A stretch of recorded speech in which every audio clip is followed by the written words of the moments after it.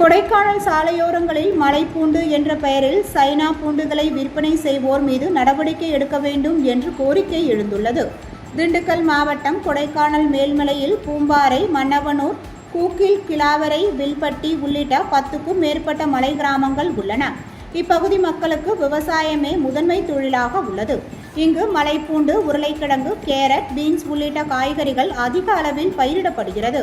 குறிப்பாக மலைப்பூண்டு பல ஏக்கர் பரப்பளவில் விவசாயிகள் சாகுபடி செய்து வருகின்றனர்.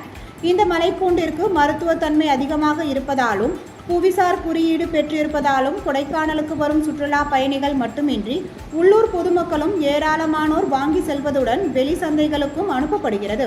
இந்நிலையில் பூம்பாறை, கொடைக்கானல் நகர்ப்பகுதி மற்றும் கொடைக்கானலிலிருந்து வத்தலகுண்டு செல்லும் பிரதான மலைச்சாலை ஆகிய பகுதிகளில் விற்பனை செய்யப்படும் புவிசார் குறியீடு பெற்ற மலைப்பூண்டில் சிலர் நூதன முறையில் சைனா பூண்டை கலப்படம் செய்து சுற்றுலா பயணிகளுக்கு விற்பனை செய்வதாக குற்றச்சாட்டு எழுந்துள்ளது.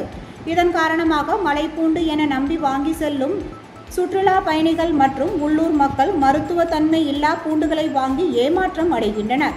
இதுகுறித்து உணவு பாதுகாப்புத்துறை அதிகாரிகள் உரிய நடவடிக்கை எடுத்து சைனா பூண்டை மலைப்பூண்டு என விற்பனை செய்பவர்கள் மீது நடவடிக்கை எடுக்க வேண்டும் என பொதுமக்கள் கோரிக்கை விடுத்துள்ளனர்.